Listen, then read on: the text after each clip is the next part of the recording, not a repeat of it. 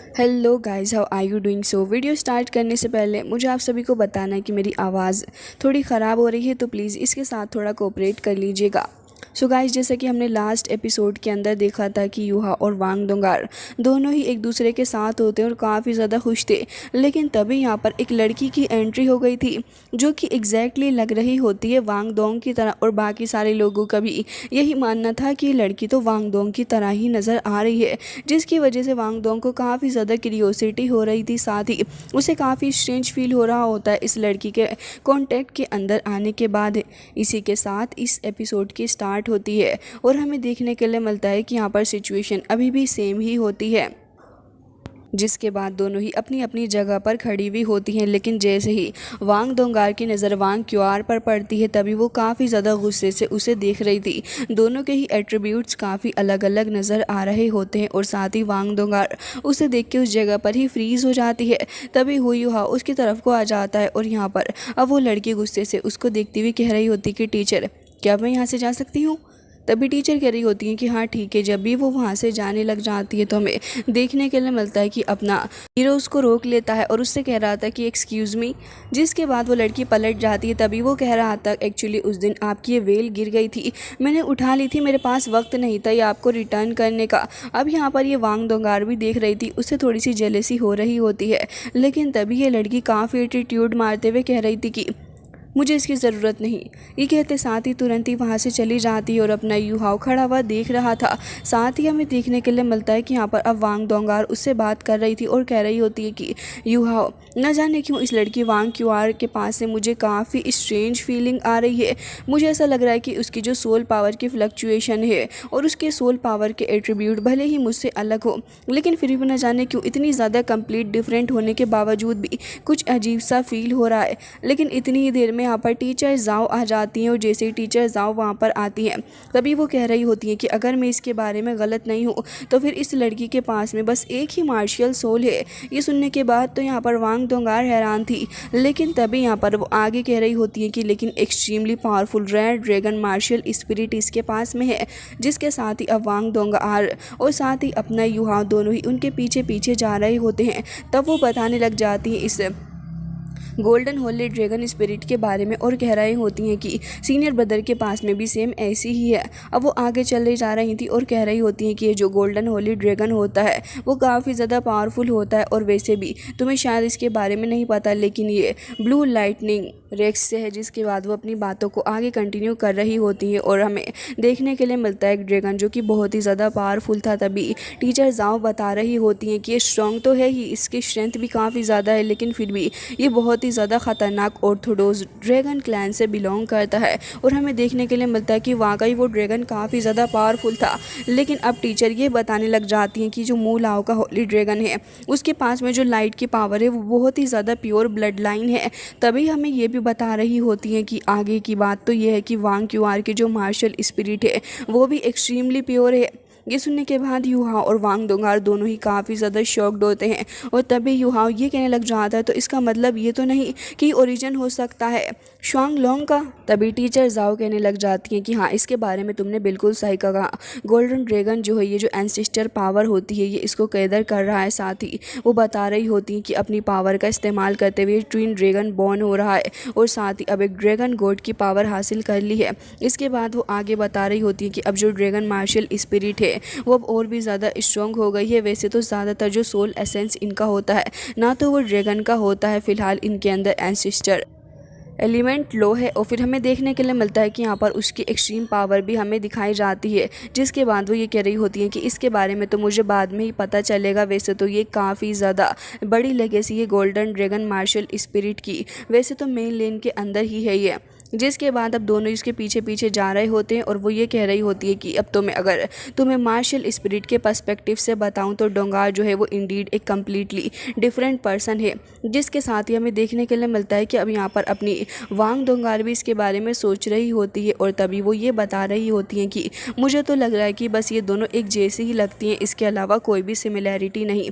लेकिन तभी भी वांग दोंगार ये कह रही होती है कि चाहे जो भी हो, लेकिन फिर भी मुझे कुछ स्ट्रेंज तो फील हो ही रहा रहा है। टीचर जाओ आगे बढ़ जाती हैं और वो ये कह रही होती हैं कि ये ट्रू है कि वांग क्यूआर जो है वो हमेशा एक वेल पहन के रखती है जब भी वो बाहर जाती है। वो लड़की एक लोनर है और ज़्यादातर अकेले रहना ही वो प्रेफर करती है। वो ये भी बता रही होती हैं कि वैसे वो एडमिट हुई है इनर कोर्ट यार्ड के अंदर और वो स्कूल के आउटसाइड से भी आई है। इसके अलावा वो उसके बैकग्राउंड के बारे में बताते हुए ये कह रही होती हैं कि जो इसका बैकग्राउंड है वो बहुत ही ज़्यादा मिस्टीरियस है, हमें इसके बारे में ज़्यादा कुछ नहीं पता चला और अगर हम उसे बेटर जानना चाहते हैं तो फिर ये कॉलेज के लिए भी काफ़ी ज़्यादा सही रहेगा क्योंकि हमें उसकी पर्सनैलिटी के बारे में पता चल जाएगा। लेकिन तभी यहाँ पर अपना यूहाओ कहने लग जाता है कि टीचर जाओ कि आपके पास में कुछ अच्छा आइडिया है इसके बारे में, और यहाँ पर वांग दोंगार भी इसके बारे में सोच रही होती है। तभी यहाँ पर वो अपने ग्लास पर करते हुए ये कहने लग जाती हैं कि हाँ, कुछ दिनों के अंदर हमारी एकेडमी के अंदर एक काफ़ी ज़्यादा पावरफुल इनर कोर्ट डिसाइबल की हंटिंग होने वाली है जो कि स्पिरिट के लिए जाएंगे, यानी कि स्पिरिट रिंग। तो मुझे लग रहा है कि वहाँ पर वांग क्यूआर तो जाएगी ही, लेकिन यूहाओ तुम्हें भी एक सोल रिंग की ज़रूरत है ऐड करने के लिए, है ना। जिसके बाद हु यूहाओ और वांग दोंगार दोनों ही एक दूसरे को देखने लग गए थे। अब हमें 3 दिन बाद का सीन दिखाया जाता है जहाँ पर हमें देखने के लिए मिलता है कि डिसाइबल अब गैदर होने लगे थे। वांग क्यूआर जो थी वो ऐसे ही साइड में खड़ी हुई होती है क्योंकि उसे दूसरों से बात करने में कुछ खासा इंटरेस्ट नहीं है। यूहाओ और वांग दोंगार भी आ जाते हैं और हमें देखने के लिए मिलता है कि चीफ को आके वो दोनों ही ग्रीट करने लगे थे। जिसके बाद दोनों ही एक दूसरे को देख रहे होते हैं। तभी यूहाओ उससे पूछने लग जाता है कि आज तुमने इस वेल को क्यों पहना है। तभी वो कह रही होती है कि तुम्हें तो पता ही है कि वांग क्यूआर मेरी तरह लगती है और अगर कोई हमें देखेगा तो फिर वापस से सवाल पूछने लगेगा। इसमें भी काफ़ी टाइम लग जाएगा मुझे वापस से एक्सप्लेन करने में, इसकी वजह से मैं ये पहनकर आ गई। क्या ये कुछ अजीब लग रहा है। जिसके साथ ही अब वो यहाँ पर ये कह रही होती है कि यहाँ पर एक और पर्सन भी होना चाहिए था। तभी कोई तो यहाँ पर फ्लाई करते हुए काफ़ी तेज़ी के साथ ग्राउंड में आके खड़ा हो जाता है। उसकी एंट्री काफ़ी ज़्यादा टशन के साथ में हुई थी और हमें देखने के लिए मिलता है कि ये तो गोंग यांग है। जैसे ही वांग दोंग और यूहाओ दोनों ही उसको देख रहे होते हैं तभी वो दोनों काफ़ी ज़्यादा खुश हो गए थे और कह रहे होते हैं कि अरे तुमने तो रिकवर कर लिया है। तभी वो कह रहा होता है कि हाँ, सोल लैंड के इंस्टीट्यूशन का बहुत ही ज़्यादा शुक्रिया है कि उन्होंने मुझे इतना लायक बना दिया है कि मेरी मोबिलिटी वापस से ठीक हो गई है और अब तो मेरी कल्टिवेशन भी बहुत ही ज़्यादा इम्प्रूव हो गई है। तभी वो कह रहा होता है कि अच्छा, तो वांग दोंग असल में एक ब्यूटीफुल सी लेडी निकली। यूहाओ तुम वाकई में काफ़ी ज़्यादा लकी हो। तभी यूहाओ भी कह रहा होता है कि ग्रेट, सीनियर यांग ने यहाँ पे काफ़ी ज़्यादा अच्छे से अपनी इंजरी को रिकवर कर लिया है और मैं उनके लिए काफ़ी ज़्यादा खुश हूँ और इनकी कल्टीवेशन की प्रोसेस भी काफ़ी तेज़ी के साथ में चल रही है। तभी यहाँ पर वो अब पलट के देखने लग जाते हैं वांग क्यूआर को और कह रहे थे कि वैसे स्कूल के अंदर एक लड़की और है जो कि एग्जैक्टली लगती है वांग दोंग की तरह, तो क्या ये तुम हो। लेकिन वांग क्यूआर तो यहाँ पर बिल्कुल भी रिएक्ट नहीं करती बल्कि वो एटीट्यूड में ऐसे ही खड़ी रहती है। तभी हमें देखने के लिए मिलता है कि चीफ अब आगे आ गई थी और इन सभी डिसाइबल्स को अब आगे की प्रोसेस के बारे में समझाने लग जाती हैं। जिसके बाद वो सभी से ये कह रही होती हैं कि वैसे ही जगह स्टारडो फॉरेस्ट से थोड़ा सा बाहर है और साथ ही अब ये कहने लग जाती हैं कि ठीक है, अभी सारे लोगों को इंट्रोडक्शन एक दूसरे का देना चाहिए। तो हमें देखने के लिए मिलता है कि सबसे पहले तो यांगोंग ही अपने इंट्रो से स्टार्ट करता है। यांगोंग अब सबसे पहले अपना इंट्रोडक्शन देता है और कह रहा था कि मेरा नाम यांगोंग है, मैं 7th लेवल पर हूँ ऑक्सिलरी कॉम्बैट के और मेरी स्पिरिट जो है वो एक अर्थ स्पिरिट है। जिसके साथ ही वो आगे ये भी बता रहा था कि मेरे पास में एक 7th लेवल का ऑक्सिलरी ड्रैगन भी है और ये काफ़ी ज़्यादा पावरफुल रेनबो ड्रैगन है।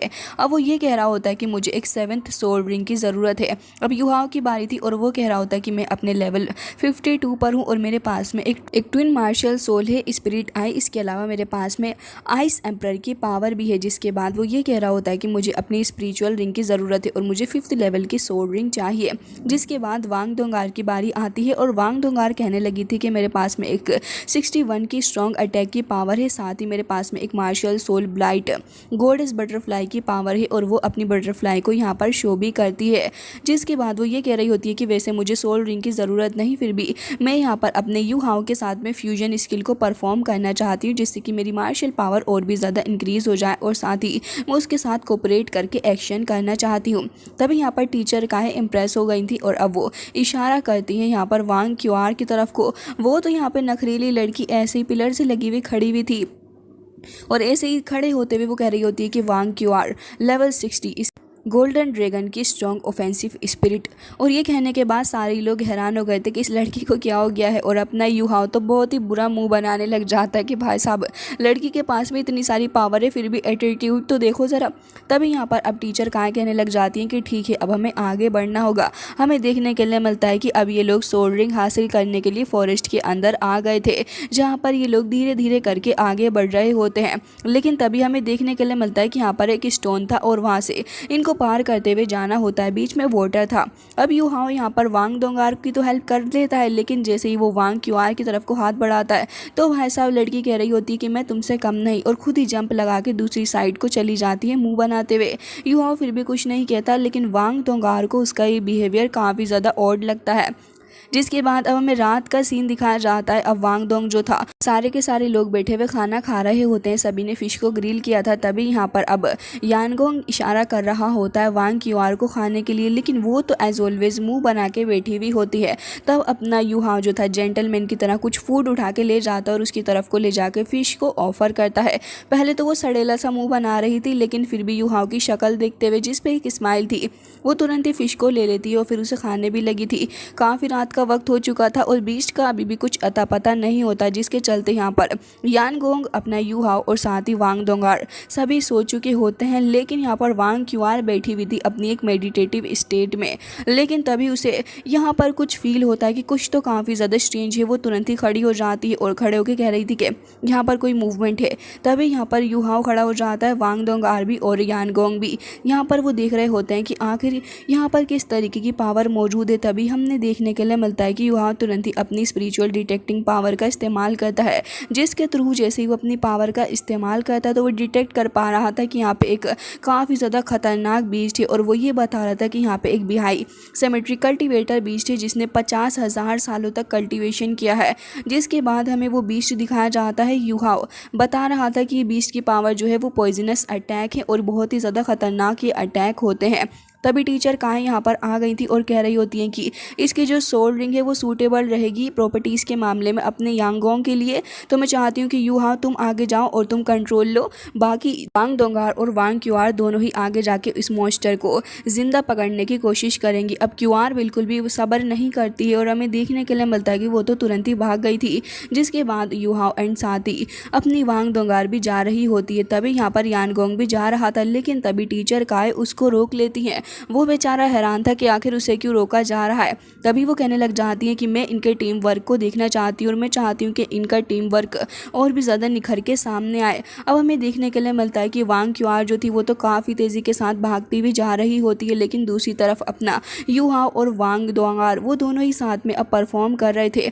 यूहाओ उन दोनों को ही कह रहा होता है कि ऐसा करो, तुम बोथ साइड से इसको पकड़ लो और फिर उसके बाद में जाके इसके ऊपर अटैक करूँगा। अब वांग दोंगार तो उसकी बात तुरंत ही समझ जाती है, लेकिन हमें देखने के लिए मिलता है कि ये लड़की ये बहुत ही ज़्यादा एरोगेंट थी, बिल्कुल भी बात नहीं मान रही होती। जिसके बाद हमें देखने के लिए मिलता है कि बीस्ट तो अपनी छाती कूट कूट के पगला रहा था और वो यहाँ पे आसपास काफ़ी ज़्यादा बुरा माहौल क्रिएट कर रहा होता है।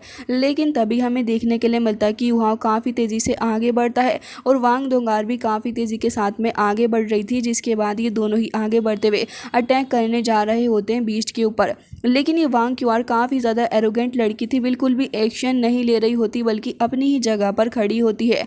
जिसके बाद हमें देखने के लिए मिलता है कि अब बीस्ट के निशाने पे वांग दोंगार आ चुकी थी और वो उसके ऊपर अटैक कर रहा था, लेकिन इतनी देर में यूहाओ उसको अपनी पावर के थ्रू फ्रीज कर देता है। जिसके बाद हमें देखने के लिए मिलता है कि बीस्ट काफ़ी ज़्यादा गुस्सा हो गया था इस बात से। लेकिन अभी यहाँ पर यूहाओ ये कह रहा होता है कि अपनी फर्स्ट सोल की पावर का इस्तेमाल करो। दोंगार वैसा ही करती है और बीस्ट के ऊपर जैसे ही अटैक होता है वो दूर जाके वहीं पानी में गिर गया था। जिसके बाद उसे काफ़ी ज़्यादा गुस्सा आ रहा था और उसका गुस्सा इस बात से ही पता लगाया जा सकता होता है कि यहाँ पर पानी काफ़ी ज़्यादा मूव कर रहा था और पानी के अंदर से काफ़ी ज़्यादा उसके चिल्लाने की भी आवाज़ आ रही होती है। यूहाओ और वांग दोंगार दोनों ही वहाँ पर खड़े थे, लेकिन वांग क्यूआर वो अलग जाके खड़ी हो जाती है, न जाने किसी बात का एटीट्यूड दिखा रही है। तभी हमें यू हाओ के थ्रू यहाँ पर पता चलता है कि जो पॉइजनस मिस्ट आ रही है पानी के बाहर, ये बहुत ही ज़्यादा खतरनाक है और अगर हमने इसे इनहेल किया तो फिर रैपिड हो जाएगा इसका अटैक और साथ ही हम लोग तुरंत ही कोमा के अंदर चले जाएंगे। जिसके बाद बीस्ट अगेन अपनी छाती कूदते कूदते बाहर को आ रहा होता है। तभी यू हाओ कह रहा था कि इसे जल्द से जल्द अबंडन करना होगा और हमें देखने के लिए मिलता है कि यू हाओ तुरंत ही अपनी आइस ब्लू आउटलाइन स्किल का इस्तेमाल करते हुए आसपास की जगह को फ्रीज कर देता है। दोंगार तुरंत ही बच जाती है और बीस्ट यहाँ पे अगेन एक बार फिर से यू हाओ के जाल में फंस गया था। जिसके बाद अपनी सेकंड स्किल का इस्तेमाल करती है अपनी दोंगार और तुरंत ही लाइट ऑफ बटरफ्लाई गोड का इस्तेमाल करते हुए काफ़ी स्ट्रॉन्ग अटैक से बीस्ट को घायल करने की कोशिश कर रही होती है। लेकिन यू हाओ तब शॉक हो गया था जब बीस्ट तुरंत ही आके अटैक करने वाला होता है दोंगार के ऊपर। दोंगार खुद भी हैरान थी लेकिन यू हाओ तुरंत ही अपनी first soul skill mental power का इस्तेमाल करते हुए तुरंत ही दोंगार को बचा लेता है। जिसके बाद हमें देखने के लिए मिलता है कि बीस्ट अब चिल्ला रहा था, वो पागल हो रहा होता है, आसपास की जगह को पागलों की तरह मारे जा रहा था। तभी यहाँ पर अपना यू हाओ अब दोंगार से कह रहा होता है कि दोंगार हमें पीछे हटना होगा। लेकिन यहाँ पे लड़की अलग ही नशे में है। अलग ही नशे में होते हुए लड़की न जाने क्यों ही पागलों की तरह अब इस पागल बीस्ट के पास चली जाती है। हालांकि उसे पहले से ही गुस्सा आ रहा है लेकिन अपनी पावर का शो ऑफ करने के चक्कर में अब ये अटैक करने लग जाती है बीस्ट के ऊपर। हालांकि यू हाओ कमांड देने वाला बंदा था और अपनी टीम की बात ना मानते हुए इस लड़की ने तुरंत ही उस बीस्ट को और भी ज़्यादा ऑफेंड कर दिया था, जिससे कि अगेन वो अपनी छाती कूट कूट के पागल हो रहा था। अपने सिर पे भी मार रहा होता है। यू हाओ लड़की को तुरंत ही पकड़ के वहाँ से लेके जा रहा होता है लेकिन ये तो खुद को छुड़ा लेती है। उसके बाद अगेन बीस्ट के सिर पे आके अटैक कर देती है। जिसके बाद हमें काफ़ी सारी लाइटनिंग भी देखने के लिए मिलती है। जिसके बाद यहाँ पर ही बीस्ट का खेला ख़त्म हो चुका था लेकिन अब हमें देखने के लिए मिलता है कि यानगोंग काफ़ी ज़्यादा खुश था इस बीस्ट को हासिल करने के बाद। वो यहाँ पर यू हाओ को थैंक्स बोल रहा था और वांग दोंगार को भी। अब यहाँ पे टशन मारती हुई दीदी भी आ रही होती है लेकिन वो उसका बिल्कुल भी रिस्पॉन्स नहीं करती, जिससे कि यानगोंग को काफ़ी ज़्यादा बुरा लगता है। लेकिन तभी टीचर काय यहाँ पर आ गई थी। वो कह रही होती है कि यानगोंग जाओ जाके बीस्ट को एब्जॉर्व कर लो। जिसके बाद वो तुरंत ही उसकी सोल रिंग को एब्जॉर्व करने के लिए वहाँ से चला जाता है। लेकिन टीचर काय का मूड बिल्कुल ही ख़राब नज़र आ रहा था और हमें देखने के लिए मिलता है कि यहाँ पर वो तुरंत ही आगे आ गई थी और कह रही होती है कि तुम यू हाओ मैं तुमसे बात कर रही हूँ, तुम मेन कंट्रोलर थे और तुम ही मोबिलाइज करने वाले थे सारी चीज़ों को, लेकिन फील्ड के अंदर जाके तुमने क्या किया है तुम्हें पता भी है। जिसके साथ ही वो ये भी कह रही होती है कि मैंने तुमसे कहा था कि वांग दोंगार और वांग क्यूआर दोनों को ही अरेंज करना होगा लेकिन तुमने वांग क्यूआर को कुछ भी नहीं कहा। जिसके बाद यू हाओ अब वांग क्यूआर की तरफ को ही देखने लग जाता है और वो अगेन अपना मुंह दूसरी तरफ को फेर लेती है। अब यू हाओ तुरंत ही यहाँ पर सॉरी बोलने लग जाता है और वो अपनी गलती को एडमिट करते हुए कह रहा था कि हाँ मेरी गलती है, मैंने आपको नेग्लेक्ट कर दिया। लेकिन ये बात वांग दोंगार से बिल्कुल भी बर्दाश्त नहीं होती और वो कह रही थी कि आप पूरे तरीके से यू हाओ को तो ब्लेम नहीं कर सकती हैं, यू हाओ की गलती नहीं है। और वैसे भी जब हमें इस लड़की की पावर और एबिलिटी के बारे में पता ही नहीं तो भला हम कैसे इसको बताएंगे कि तुम्हें क्या अटैक करना है। यू हाओ यहाँ पर कोशिश कर भी रहा था लेकिन इस लड़की ने अपनी ही चलाई, जिस बात से उसे बहुत ही ज़्यादा गुस्सा आ गया था। टीचर काय को इसकी बात बिल्कुल सही लगती है। जिसके बाद अब वो ये कह रही होती है कि जो भी हो तुम्हारा और यू हाओ का एक ग्रेट कॉम्बिनेशन है, लेकिन इसका मतलब ये नहीं है कि तुम दूसरे लोगों को इग्नोर ही कर दोगे और तुम टीम वर्क में काम नहीं करोगे। और वैसे भी मैंने तुम्हें पहले ही बताया था कि ट्रेनिंग के अंदर ये चीज़ें सबसे ज़्यादा ज़रूरी होती हैं, लेकिन ग्राउंड के अंदर आने के बाद तुम लोग टीम वर्क की इंपॉर्टेंस बिल्कुल ही भूल गए हो। ये सुनने के बाद अब वांग दोंगार को भी बुरा लग रहा था और अब टीचर बरसने वाली थी यहाँ पर वांग क्यूआर के ऊपर। जिसके बाद वो काफ़ी गुस्से से उसकी तरफ ही बढ़ रही होती है और कह रही थी कोऑपरेशन जो होता है बेटा जी वो म्यूचुअल होता है, लेकिन मुझे ऐसा क्यों लग रहा है कि तुम यहाँ पर बहुत ही ज़्यादा खुद को एरोगेंट समझ रही हो। इसके अलावा जब यहाँ पर तुम्हारे सोल मास्टर ने तुम्हें कमांड दे दी या फिर नहीं भी दी तब तुम्हें इस चीज़ का खुद से ख्याल रखना चाहिए था, टाइमिंग के हिसाब से तुम्हें शॉर्ट करना चाहिए था और फील्ड के अंदर सिचुएशन को समझते हुए तुम्हें अटैक करना चाहिए था। लेकिन मुझे समझ ही नहीं आया कि तुम आखिर फील्ड के अंदर क्या कर रही थी। जब तुम्हारे लीडर ने तुमको कह दिया कि तुम्हें इस वक्त पे अटैक नहीं करना है तो फिर तुमने फाइट क्यों की। जब यू हाँ वहाँ से सभी को कह रहा था कि डोज मत करो तो फिर तुमने जानबूझकर वहाँ पे जाके जानबूझकर तुमने अटैक किया। इसके अलावा तुम्हारी बहुत ही बड़ी गलती है, तुम्हें इस चीज़ को सॉल्व करना होगा। लेकिन इसके बावजूद भी यहाँ पर वो झूठ बोल देती है। जिसके बाद यहाँ पर अब वांग दोंगार को और भी ज़्यादा गुस्सा आने लगा था। वो आगे बढ़ के बोल रही होती है और कह रही थी कि इसमें मेरा कुछ भी लेना देना नहीं है, भला मैं ही क्यों खुद को हाइड करूँ। जिसके बाद वो ये कह रही होती है कि मैं अपने एनिमी से बिल्कुल भी नहीं घबराती, अगर मेरे सामने मेरा एनिमी आएगा तो फिर मुझे तो उसके ऊपर अटैक करना ही होगा। जिसके बाद यहाँ पर अब टीचर काय को बहुत ही गुस्सा आ गया था, क्योंकि उनकी भी बर्दाश्त की हद हो चुकी होती और वो कह रही थी कि ऐसा लग रहा है कि अब तुम कुछ ज़्यादा ही खुद को समझ रही हो, तुम अपने पार्टनर और साथ ही टीम वर्क को बहुत ही ज़्यादा अंडर एस्टिमेट करती हो और ऐसा लग रहा है कि तुम अपनी पावर को कुछ ज़्यादा ही समझती हो। हमारे यहाँ श्रेक में ऐसा बिल्कुल भी नहीं होता और तुम मेरे हिसाब से क्वालिफाइड नहीं हो श्रेक के अंदर रहने के लिए। तो फिर मैं इस चीज़ पर इंसिस्ट करना चाहूँगी कि क्यों ना तुम्हें इनर कोर्ट से बाहर ही निकाल दिया जाए और मैं इसके बारे में ज़रूर से एक बार सोचूंगी। ये सुनने के बाद तो यहाँ पर हमें देखने के लिए मिलता है कि वांग दोंगार भी काफ़ी ज़्यादा डर चुकी थी इस चीज़ को सुनने के बाद और साथ ही वांग क्यूआर अब उसे बहुत ही गुस्सा आ रहा होता है, अपने हाथों को भींच लेती है, लेकिन टीचर की धमकी ये काम कर जाती है और अब वो ये कह रही थी कि ठीक है अब से मैं आपके ऑर्डर को फॉलो करूंगी। जिसके बाद यहाँ पर थोड़ा माहौल जो था वो शांत हो गया था और जिसके बाद अब टीचर काय आगे आ रही होती हैं और कहती हैं कि हमारे श्रेक के अंदर टीम वर्क सबसे पहले आता है, समझी तुम। जिसके बाद हमें देखने के लिए मिलता है कि यान गोंग ने भी अपनी 7th सोल रिंग को एब्जॉर्व कर लिया था और अब वो तुरंत ही उठकर खड़ा हो जाता, उसे काफ़ी ज़्यादा पावरफुल फील हो रहा होता है। तुरंत ही युहाओं के पास आ गया था और कह रहा होता है कि तुम्हारा बहुत बहुत शुक्रिया जूनियर ब्रदर। तभी यहाँ पर युहाओं कहने लग जाता है कि सीनियर ब्रदर हम लोग एक टीम में हैं और मुझे नहीं लगता कि हमें एक दूसरे को शुक्रिया अदा करने की ज़रूरत है, हमें बस राइट सोल रिंग ढूंढनी है अपने अपने पार्टनर्स के लिए। जिसके बाद हमें देखने के लिए मिलता है कि यहाँ पर अब वांग क्यूआर भी उसकी बातों को सुन के इग्नोर मारती है। हालांकि इसके बाद अब हमें अगले दिन का सीन दिखाया जाता है और हमें देखने के लिए मिलता है कि यहाँ पर ये लोग स्टार दो फॉरेस्ट के अंदर आ गए थे। जिसके बाद टीचर अब ये कह रही होती हैं कि वैसे इस फॉरेस्ट के अंदर दिन में चलना बहुत ही ज़्यादा ख़तरनाक है और रात में तो उससे भी ज़्यादा, तो इसलिए हमें पहले एक कैंप बना लेना चाहिए। जिसके बाद हमें देखने के लिए मिलता है कि यानगोंग तुरंत ही इशारा कर देता है वांग क्यूआर को। तभी वांग क्यूआर यहाँ पर अब बात मानने लग जाती है और हमें देखने के लिए मिलता है कि इन लोगों ने अपना कैंप भी बना लिया था।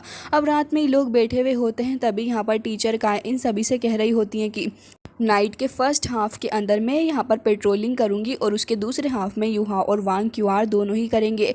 ये सुनने के बाद तो यहाँ पर अब काफ़ी ज़्यादा बुरा अपनी वांग दोंगार को लगने लग जाता है, क्योंकि युहा अब वांग दोंगार के साथ नहीं बल्कि वांग क्यूआर के साथ में रहेगा। जिसकी बात वो पूछने लग जाती है और मैं क्या करूँगी टीचर का। तभी टीचर काय उससे कह रही होती है कि तुम्हें और यांग गोंग को कुछ भी करने की ज़रूरत नहीं है। जिसके बाद वो सभी को सोने के लिए कह देती हैं। इस बात पे तो वांग दोंगार को काफ़ी बुरा लग रहा था और वो ये कह रही होती है कि टीचर काय जो है वो बहुत ही ज़्यादा बाइज्ड हैं। तभी वो ये भी कहने लग जाती है कि मुझे बुरा लग रहा है। तभी वांग दोंग उसे समझाता है कि वो बस ऐसा इसलिए कर रही हैं ताकि हम वांग क्यूआर को अपनी टीम के अंदर अच्छे से शामिल कर सकें और तुम्हें परेशान होने की भी ज़रूरत नहीं है। जिसके बाद अब हमें देखने के लिए मिलता है कि अब इन लोगों की टर्न आ चुकी थी जहाँ पर इन दोनों को ही पेट्रोलिंग करनी होती है। यूहा भी अपने कैंप से बाहर आ गया था और वो यहाँ पर वांग क्यूआर के पास में आ जाता है, वो बैठी हुई होती है। तभी युहा भी यहाँ पर आके अपनी स्पिरिचुअल पावर का इस्तेमाल करता है, क्योंकि उसे ये जो जगह होती है काफ़ी ज़्यादा ब्यूटीफुल लग रही थी। तभी स्पिरिचुअल डिटेक्शन शेयरिंग का इस्तेमाल करता है, जिससे कि अब वो भी अपने आसपास देख पा रही थी और उसे कुछ स्नेक वगैरह दिखते हैं। युहा उसी के पास बैठ जाता है। तब वो कह रही होती है कि तुम्हारी सोल पावर जो है वो बहुत ही ज़्यादा काम की है। युहा अब यहाँ पर एक बंद खाने लग जाता है और उसे भी दे रहा होता है, कह रहा होता है कि तो क्या तुम कुछ खाना पसंद करोगी। तभी वो उससे बन को ले लेती है और अब उसे खाने लगी थी। युहा उससे कह रहा होता है कि तुम इतनी ज़्यादा शांत क्यों हो, हम तो एक टीममेट हैं। तभी यहाँ पर वो ये कह रही होती है कि टीममेट खा के टीममेट में यहाँ पर तुम्हारी टीम का पार्ट बनने के लिए नहीं आई हूँ। वैसे तो तुम्हारी टीम के अंदर तुम हमेशा ही मुझे अपने टीममेट की तरह ट्रीट करते हो, काफ़ी वार्म रहे हो तुम मेरे साथ में। तभी यहाँ पर युहाओं कह रहा होता है कि हाँ, और ऐसा इसलिए भी क्योंकि तुम वांग दोंगार की तरह लगती हो। साथ ही ये भी कह रहा होता है कि सारे लोग काफ़ी ज़्यादा क्यूरियस हैं इस चीज़ को जानने के लिए। वैसे तो वांग दोंगार का कोई भी सिबलिंग नहीं है, लेकिन वाकई में तुम उसकी तरह लगती हो कुछ कुछ। जिसके बाद वो कह रहा होता है कि छोड़ो इन सभी बातों को, और अब यहाँ पर काफ़ी ज़्यादा गुस्सा भी आ रहा होता है। इस बात को सुनने के बाद वांग क्यूआर को वो बन खाने लग जाती है, लेकिन जैसे ही वो खाती है उसे काफ़ी बुरा लगता है और फेंक देती है और कह रही थी कि आखिर ये गंदी सी चीज़ क्या है। जैसे ही वो इस बन को फेंकती है तो युहाओं को उसके ऊपर काफ़ी ज़्यादा गुस्सा आ गया था। दोनों ही एक दूसरे को गुस्से से घूर रहे होते हैं। जिसके बाद हम देखते हैं कि युहा उससे कुछ नहीं कहता बल्कि चुपचाप अपने बन को उठा लेता है, जो कि थोड़ा सा खाया हुआ था। जिसके बाद वो ये कह रहा होता है कि क्या तुमने कभी हंगर को फील भी किया है। जिसके बाद वो कह रही होती है कि एक वॉरियर कभी भी हंगरी नहीं रहता। लेकिन हमें देखने के लिए मिलता है कि युहा अब अपनी एक पास्ट स्टोरी शेयर करने लग जाता है और कह रहा था कि जब मैं बहुत ही ज़्यादा यंग था तब लाइफ बहुत ही ज़्यादा ख़तरनाक हुआ करती थी, बहुत डिफ़िकल्ट। मेरी मदर हमेशा ही मुझे सपोर्ट करने के लिए अपनी इनकम के थ्रू काफ़ी ज़्यादा चीज़ें करा करती थी। मेरा चाइल्डहुड बहुत ही ज़्यादा अजीब गुजरा है।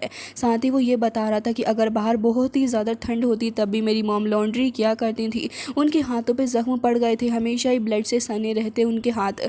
एक दिन ऐसे ही मैं काम कर रहा था तभी मेरी मदर आई और फिर उसके बाद वो एक दिन मेरे लिए इस बन को लेकर आई थी। मैं बहुत ही ज़्यादा खुश था। मैंने मदर से कहा क्या आप इसे खाएंगी, लेकिन उन्होंने मना कर दिया। जिसके बाद मेरी मदर ऐसे किचन में काम करती रही, अपनी लॉन्ड्री वगैरह किया करती थी और मेरे लिए हमेशा ही वो एक बन लेके आया करती थी, जिसके साथ ये बन मुझे बहुत ही ज़्यादा अच्छा लगने लगा और हर रोज़ मैं इस बन को खाता था।